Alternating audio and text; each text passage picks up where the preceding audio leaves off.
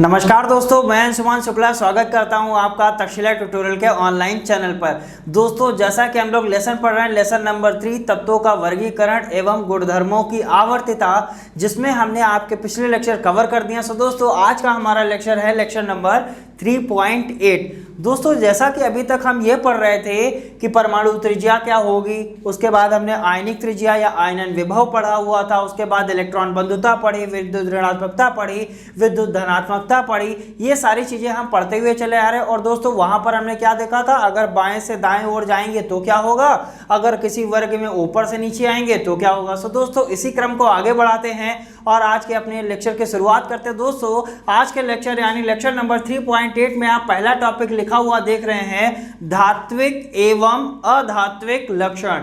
यानी हमको यह देखना है कि कौन से तत्व धातु होते हैं और कौन से तत्व अधातु होते हैं। और दोस्तों, ये सभी तत्व होते कहाँ हैं, जैसा सभी को पता है, हम किसकी बात करते हैं, दीर्घाकार आवर्त सारणी।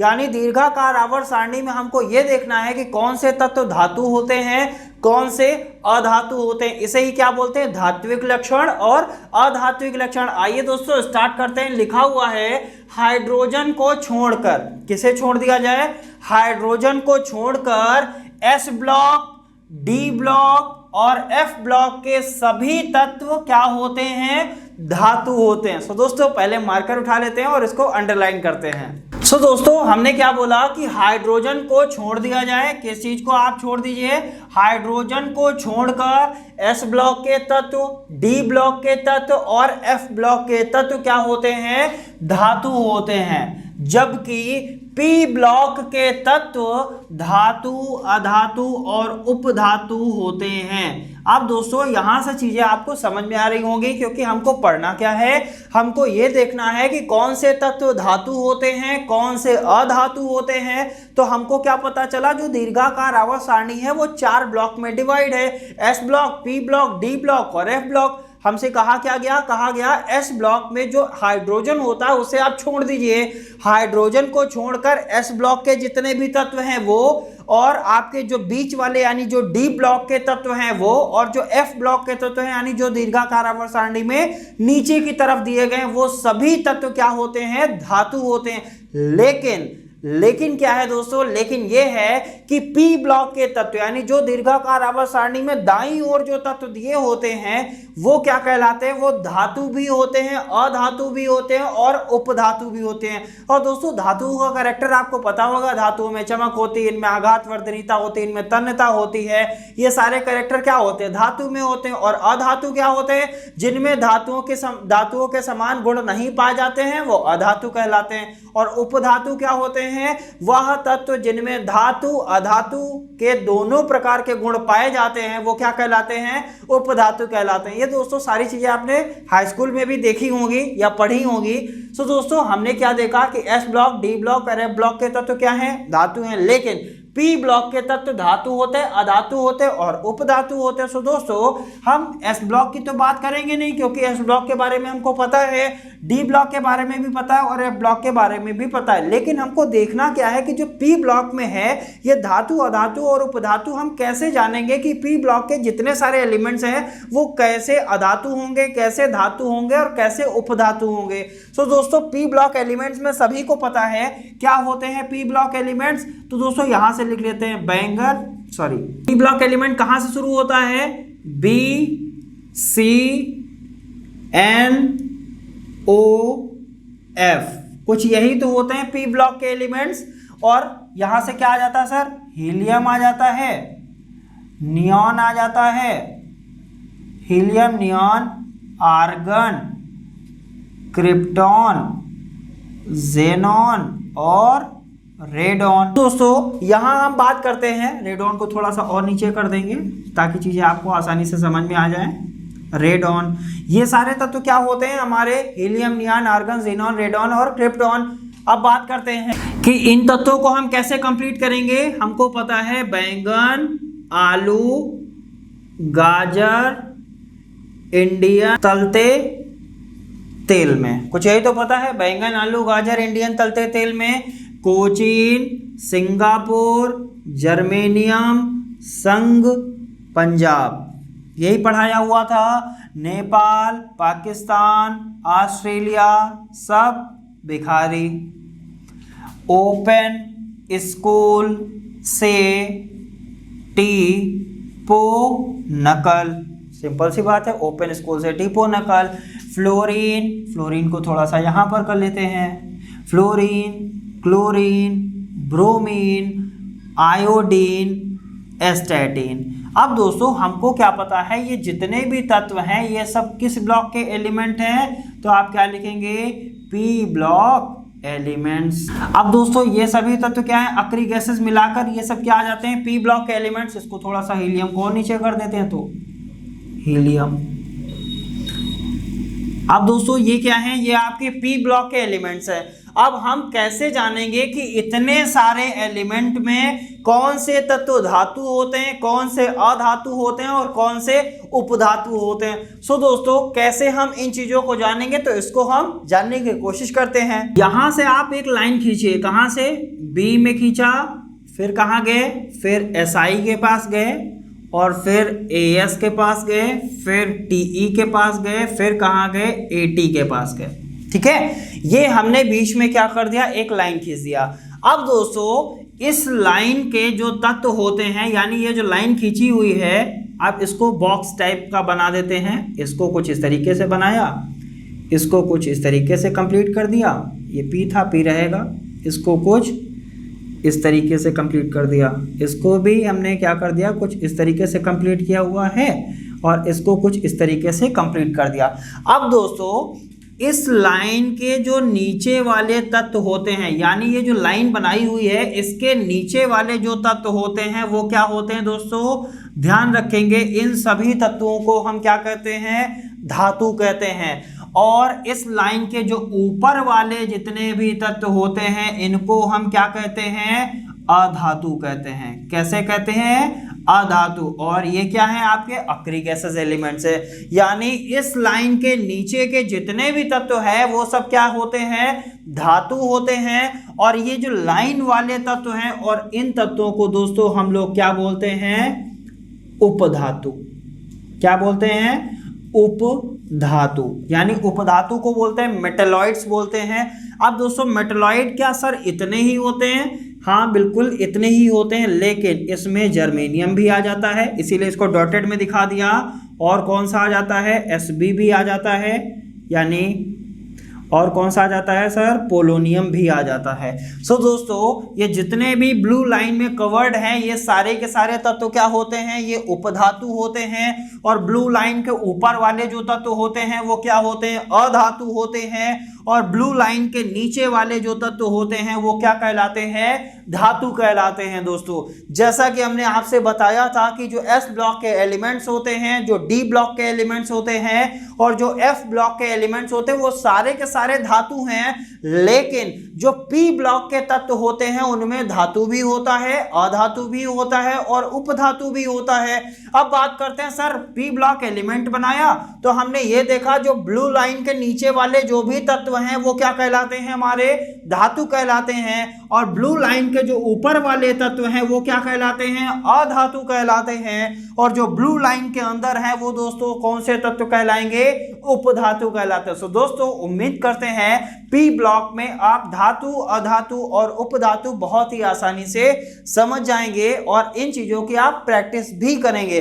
दोस्तों टेंशन लेने की जरूरत नहीं है, जितना भी हम यहाँ पर आपको पढ़ा रहे हैं ये सारी की सारी चीजें आपको हमने रिटन नोट्स में दी हुई हैं। वो रिटन नोट्स आपको कहाँ मिलेगा, डिस्क्रिप्शन बॉक्स में नीचे लिंक दिया हुआ है, लिंक पर जाएंगे, क्लिक करेंगे, PDF को डाउनलोड करेंगे। और अगर PDF डाउनलोड करने में कोई प्रॉब्लम होती है तो हमारे कॉन्टैक्ट नंबर पर हमसे कॉन्टैक्ट भी कर सकते हैं। सो दोस्तों पढ़ना जरूरी है और पढ़ेंगे तभी तो बढ़ेंगे आगे। सो दोस्तों सिंपल सा हमने क्या देखा, हमने ये देखा कि अधातु क्या होगा, उपधातु क्या होगा और धातु क्या होगा। अब दोस्तों जैसा कि हमको पता है अगर जो तत्व धातु है वो कैसा लक्षण प्रदर्शित करेंगे, धात्विक लक्षण प्रदर्शित करेंगे।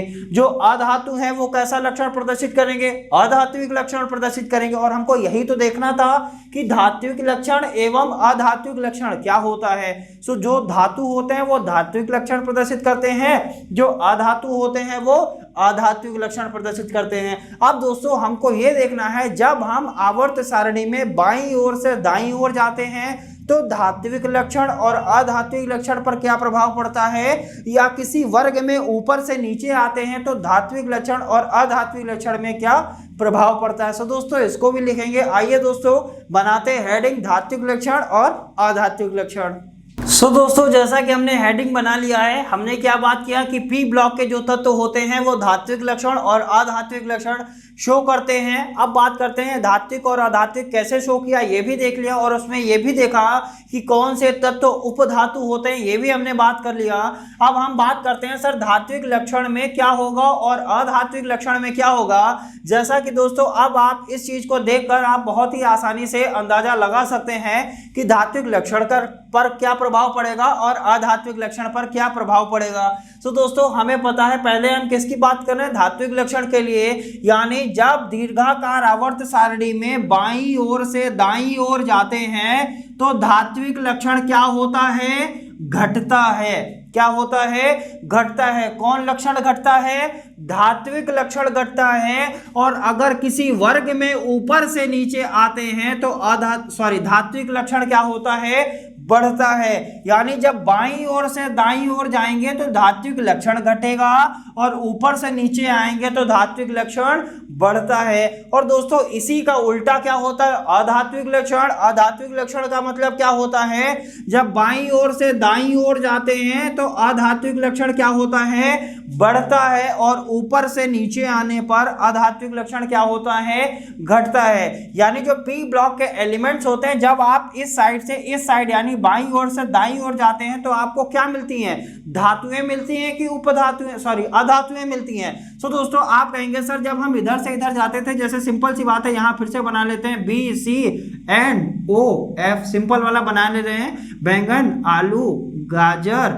इंडियन, तलते तेल में कोचीन, सिंगापुर, जर्मेनियम, संघ, पंजाब, नेपाल, पाकिस्तान, ऑस्ट्रेलिया, सब भिखारी, ओपन स्कूल से टीपो, फ्लोरीन, क्लोरीन, ब्रोमीन, आयोडीन और एस्टेटिन, कुछ यही तो बताते थे। और दोस्तों इसको ब्लू लाइन से कवर करेंगे। कैसे कवर करेंगे, यहाँ से हमने क्या कहा था, यहाँ से आप एक लाइन ड्रॉ करेंगे, हमने एक लाइन ड्रॉ कर लिया, ठीक है। और लाइन ड्रॉ करने के बाद हमने क्या कहा था, इन चीज़ों को हम क्या करेंगे, एक बॉक्स में बंद कर देंगे। चलिए इनको हमने एक बॉक्स में भी बंद कर दिया।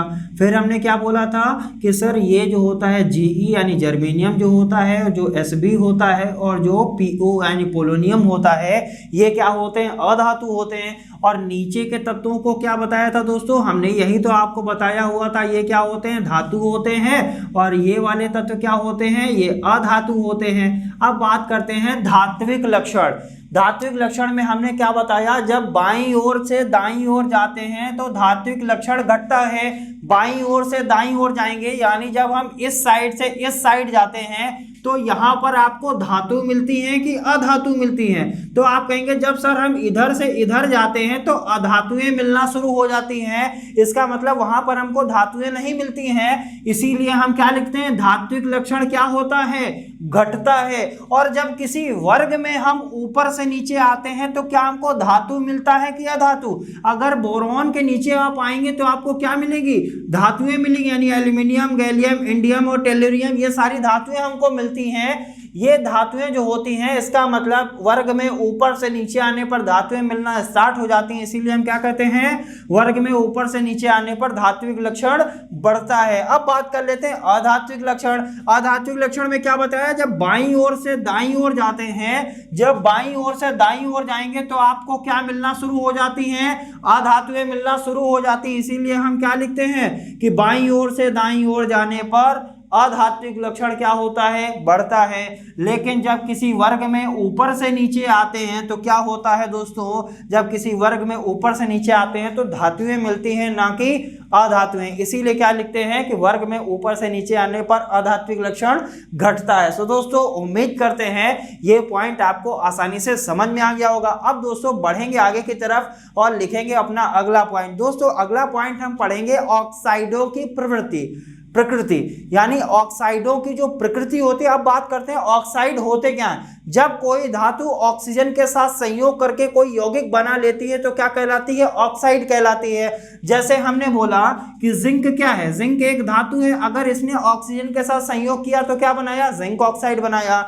अगर मैग्नीशियम एक धातु है, मैग्नीशियम ने ऑक्सीजन के साथ संयोग किया तो क्या बनाया, मैग्नीशियम ऑक्साइड बनाया। इसी तरीके से अगर सोडियम एक धातु है, इसने ऑक्सीजन के साथ संयोग किया तो क्या बनाया, ऑक्साइड बनाया। अब हम ये देखेंगे ये जो ऑक्साइड बनते हैं इनकी प्रकृति क्या होती है। ये ऑक्साइड दो प्रकार के होते हैं, या तो वो अम्लीय ऑक्साइड होंगे या तो वो क्षारीय ऑक्साइड होंगे। अब दोस्तों हमको ये देखना पड़ेगा कौन से ऑक्साइड अम्लीय होते हैं और कौन से ऑक्साइड क्षारीय होते हैं। आइए दोस्तों इन चीजों पर भी डिस्कशन करते हैं। दोस्तों जैसा कि हम बात कर रहे थे कि ऑक्साइडों की प्रकृति, सो दोस्तों आप हमारे पीछे लिखा हुआ देख रहे हैं कि ऑक्साइडों की प्रकृति, जैसा हमने बताया था ऑक्साइड क्या होते हैं, जब वो किसी धातु या अधातु से संयोग करते हैं। ऑक्सीजन जब किसी धातु या अधातु से संयोग करता है तो क्या बनाता है, ऑक्साइड बनाता है। अगर धातु के साथ संयोग करेगा तो धात्विक ऑक्साइड बनाएगा, अगर अधातु के साथ संयोग करेगा तो क्या बनाएगा, अधात्विक ऑक्साइड बनाएगा। अब दोस्तों हमने ये भी बताया था कि धात्विक ऑक्साइड जो होते हैं वो दो प्रकार के होते हैं, या तो अम्लीय ऑक्साइड होगा या कैसा होगा, क्षारीय ऑक्साइड होगा। सो दोस्तों यहाँ पर हमने ऑक्साइडों की प्रकृति दो प्रकार की लिख ली है। पहली प्रकृति कौन सी है, क्षारीय ऑक्साइड, और दूसरी प्रकृति हमने यहाँ पर कौन सी लिखी है, अम्लीय ऑक्साइड। अब दोस्तों पहले बात कर लेते हैं कि क्षारीय ऑक्साइड क्या होते हैं, फिर हम बात करेंगे कि अम्लीय ऑक्साइड क्या होते हैं। सो दोस्तों पहला ऑक्साइड है क्षारीय ऑक्साइड। क्षारीय ऑक्साइड क्या होते हैं, धातुओं के ऑक्साइड प्रायः आयनिक या क्षारीय होते हैं। अब दोस्तों यहां से एक चीज समझ में आ गई कि जो क्षारीय ऑक्साइड होते हैं वो होते किसके हैं। सो दोस्तों ध्यान रखेंगे जो क्षारीय ऑक्साइड होते हैं इसको ब्लू मार्कर से कर देते हैं तो ताकि आपको बहुत ही अच्छे से समझ में आ जाएगा। सो दोस्तों यहां से आप क्या ध्यान रखेंगे कि जो धातुओं के ऑक्साइड होते हैं वो क्या होते हैं, क्षारीय होते हैं। क्षारीय ऑक्साइड कौन बनाते हैं, जो धातुएं होती हैं वो क्षारीय ऑक्साइड बनाती हैं। अब धातुएं कौन कौन सी होती हैं हमको पता है, एस ब्लॉक के एलिमेंट, डी ब्लॉक के एलिमेंट, एफ ब्लॉक के एलिमेंट और पी ब्लॉक के कुछ एलिमेंट, ये क्या होते हैं, धातु होते हैं। अब इनके जो ऑक्साइड होंगे यानी इनके साथ जब ऑक्सीजन संयोग करेगा तो कैसा ऑक्साइड बनाएगा, तो आपका आंसर क्या होगा सर, क्षारीय ऑक्साइड बनाएगा। कोई भी एस ब्लॉक का एलिमेंट हो, कोई भी डी ब्लॉक का एलिमेंट हो, कोई भी एफ ब्लॉक का एलिमेंट हो, ये अगर ऑक्सीजन के साथ संयोग करेगा या कुछ पी ब्लॉक के एलिमेंट्स ऑक्सीजन के साथ संयोग करते हैं तो कैसा ऑक्साइड बनाते हैं, क्षारीय ऑक्साइड बनाते हैं। यानी यहां लिखा हुआ धातुओं के जो ऑक्साइड होते हैं वो प्रायः क्या होते हैं, आयनिक या क्षारीय होते हैं। अब आयनिक का मतलब क्या होगा, आयनिक का मतलब वो आयनों में वियोजित हो जाते हैं। जैसे हमने बोला Na2O लिखा हुआ है। अब ये क्या है, ये Na क्या होती है, सोडियम क्या है, एक धातु है। अब ये धातु है, ये ऑक्सीजन के साथ संयोग किया तो ऑक्साइड बनाया, ये धातु ऑक्साइड बना। कौन सा धातु ऑक्साइड है, तो आप कहेंगे सर ये क्षारीय धातु ऑक्साइड है, क्षारीय है। अब ये क्या है, आयनिक भी है। दोस्तों यहां पर लिखा हुआ है Na2O, Na क्या है, धातु है, ऑक्सीजन के साथ संयोग किया, क्या बनाया, धातु ऑक्साइड बनाया। अब जब धातु कोई ऑक्सीजन के साथ संयोग करती है तो कैसा ऑक्साइड बनता है, तो आंसर क्या आया सर, क्षारीय ऑक्साइड बनता है। अब क्षारीय ऑक्साइड बना तो हम कहें कि ये आयनिक ऑक्साइड है कि नहीं है, तो आप कहेंगे यस सर है। यानी यहां पर क्या लिख सकते हैं, 2 टाइम्स ऑफ Na+O2-, ये क्या है, आयनिक ऑक्साइड होता है। इसीलिए इसको क्या बोलते हैं, धातुओं के जो ऑक्साइड होते हैं वो प्रायः आयनिक होते हैं, यानी इन पर क्या होते हैं, आयंस होते हैं। सिंपल सी बात है। नेक्स्ट पॉइंट क्या कहते हैं, नेक्स्ट पॉइंट लिखा हुआ है ये ऑक्साइड, मतलब कौन से ऑक्साइड, यानी क्षारीय ऑक्साइड क्या होते हैं, क्षारीय ऑक्साइड क्षारीय एनहाइड्राइड कहलाते हैं। इनको हम क्या बोल सकते हैं, क्षारीय एनहाइड्राइड भी कहते हैं, ये इसका दूसरा नाम है। अगला पॉइंट क्या लिखा हुआ है, क्षारीय ऑक्साइड जल से अभिक्रिया करके धातु हाइड्रोक्साइड का विलयन बनाते हैं। यानी जब ये जल से अभिक्रिया करते हैं तो धातु हाइड्रोक्साइड का विलयन बनाएंगे। किससे रिएक्शन करने के बाद, जब भी कोई आपके धात्विक ऑक्साइड जल से अभिक्रिया करते हैं तो धातु ऑक्साइड का विलयन बनाते हैं। अब दोस्तों या क्या लिखा हुआ है, या में देखेंगे लिखा हुआ है, दूसरा डेफिनेशन क्या है, तनु अम्लों से अभिक्रिया करके धातु लवण का विलयन बनाते हैं। यानी जो क्षारीय ऑक्साइड होते हैं ये अगर जल से अभिक्रिया करेंगे तो धातु हाइड्रोक्साइड बनाएंगे। हाइड्रोक्साइड क्या होता है? OH होता है। धातु का मतलब अगर Na2O रिएक्शन कर रहा है किसके साथ? जल से अभिक्रिया करेगा तो क्या बनाएगा? NaOH बनाएगा। यही क्या है? ये है धातु, ये क्या है? हाइड्रोक्साइड। यानी धातु हाइड्रोक्साइड बनाते हैं, धातु हाइड्रोक्साइड का क्या बनाते हैं? विलयन बनाते हैं। इसी प्रकार लिखा, अगर तनु अम्लों से अभिक्रिया करते हैं तो कैसा विलयन बनाते हैं? धातु लवण का विलयन बनाते हैं। और दोस्तों कौन कौन से होते हैं? जैसे सोडियम ऑक्साइड हो गया, जिंक ऑक्साइड हो गया, मैग्नीशियम ऑक्साइड हो गया, ये सारे के सारे क्या हैं? आपके धातुएं हैं। सोडियम भी धातु है, जिंक भी धातु है, मैग्नीशियम भी धातु है, ये सारी धातुएं हैं। इसीलिए क्या बनाते हैं? ये ऑक्साइड बनाते हैं। और इन ऑक्साइडों को क्या कहते हैं दोस्तों? क्षारीय ऑक्साइड कहते हैं। अब दोस्तों बात करते हैं, जब आवर्त सारणी में बाईं ओर से दाईं ओर जाते हैं तो क्षारीय ऑक्साइड की जो प्रकृति होती है वो घटती है कि बढ़ती है? तो आप क्या कहेंगे सर? घटती है। जब हम आवर्त सारणी में बाईं ओर से दाईं ओर जाते हैं तो क्षारीय प्रकृति क्या होती है? घटती है, तथा ऊपर से नीचे आने पर क्षारीय प्रकृति क्या होती है? बढ़ती है। सो दोस्तों उम्मीद करते हैं क्षारीय ऑक्साइड आपको आसानी से समझ में आ गया होगा। बढ़ते हैं अम्लीय ऑक्साइड की तरफ। दोस्तों क्या लिखा हुआ है? अम्लीय ऑक्साइड। अब दोस्तों सिंपल सी बात है, अगर धातु जो ऑक्साइड बनाएंगे वो कैसे होंगे? क्षारीय होंगे। तो अधातु जो ऑक्साइड बनाएंगे वो कैसे होंगे? अम्लीय ऑक्साइड होंगे। सो दोस्तों यही लिखा हुआ है कि अधातुओं के जो ऑक्साइड होते हैं वो प्रायः कैसे होते हैं? अम्लीय। यानी जब धातु किसी ऑक्सीजन के साथ संयोग करेगा तो क्षारीय ऑक्साइड बनेगा, लेकिन अगर कोई अधातु ऑक्सीजन के साथ संयोग करता है तो कैसा ऑक्साइड बनता है दोस्तों? अम्लीय ऑक्साइड बनता है। दोस्तों ध्यान रखेंगे ये चीजें। ये ऑक्साइड अम्लीय एनहाइड्राइड कहलाते हैं। जैसे क्षारीय ऑक्साइड को क्षारीय एनहाइड्राइड बोला था, ऐसे ही अम्लीय ऑक्साइड को क्या कहते हैं? अम्लीय एनहाइड्राइड कहते हैं। अगला पॉइंट क्या लिखा हुआ? अम्लीय ऑक्साइड जल से अभिक्रिया करके अम्ल का विलयन बनाते हैं। यहाँ क्या हो रहा था? जब ये जल से अभिक्रिया करते थे तो धातु हाइड्रोक्साइड का विलयन बनाते थे, लेकिन ये किसका विलयन बनाते हैं? अम्ल का विलयन बनाते हैं। नेक्स्ट पॉइंट, यानी दूसरी डेफिनेशन क्या है? या क्षार के जलीय विलयन। यानी किसके जलीय विलयन से? क्षार के जलीय विलयन से क्रिया करके धातु लवण का विलयन बनाते हैं। यहाँ पर किससे रिएक्शन करते थे? तनु अम्लों से रिएक्शन करके धातु लवण बनाते थे। यहाँ पर क्षार से रिएक्शन करके क्या बनाएंगे? धातु लवण का विलयन बनाएंगे। सो दोस्तों उम्मीद करते हैं अम्लीय ऑक्साइड भी आप जब आप पढ़ेंगे नोट्स में तो आपको अच्छे से समझ में आ जाएगा। अब दोस्तों कुछ एग्जांपल, जैसे कार्बन क्या है? कार्बन एक अधातु है।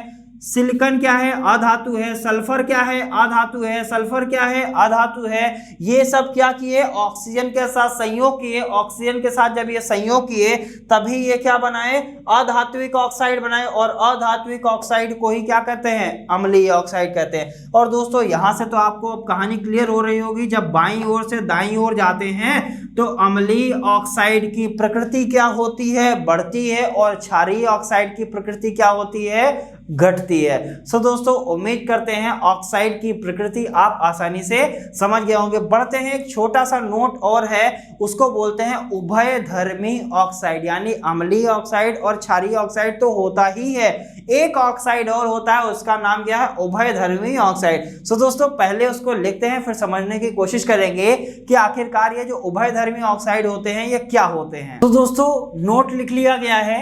नोट में क्या लिखा हुआ है? उभयधर्मी ऑक्साइड। इसकी भी हम बात करेंगे कि क्या होते हैं उभयधर्मी ऑक्साइड। जो ऑक्साइड प्रबल अम्ल के प्रति प्रबल क्षार के समान और प्रबल क्षार के प्रति प्रबल अम्ल के समान व्यवहार प्रदर्शित करते हैं, क्या कहलाएंगे? उभयधर्मी ऑक्साइड कहलाएंगे। यानी अम्ल के प्रति क्षार के समान और क्षार के प्रति अम्ल के समान व्यवहार प्रदर्शित करते हैं, क्या कहलाएंगे? उभयधर्मी ऑक्साइड कहलाते हैं। सिंपल सी बात है। तथा यह ऑक्साइड प्रबल अम्लों और प्रबल क्षारों के साथ क्या कर लेते हैं? अभिक्रिया कर लेते हैं और उनमें क्या हो जाते हैं?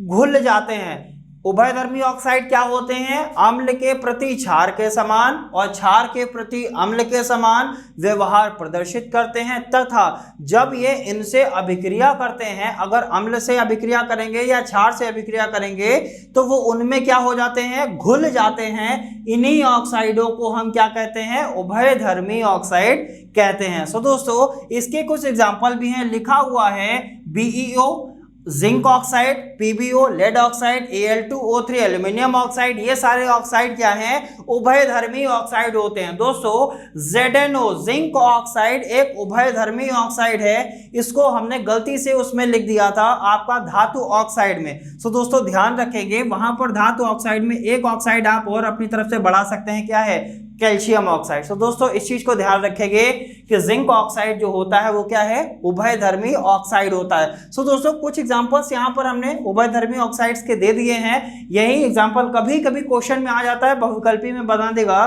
कि चार ऑप्शन दे देगा, कहेगा इनमें से कौन सा उभयधर्मी ऑक्साइड होता है। सो दोस्तों वहां से आप उभयधर्मी ऑक्साइड आसानी से कर ले जाएंगे। सो दोस्तों उम्मीद करते हैं आज का लेक्चर आपको अच्छा लगा होगा, और दोस्तों अब मिलेंगे नेक्स्ट लेक्चर में कुछ और नए टॉपिक के साथ। धन्यवाद।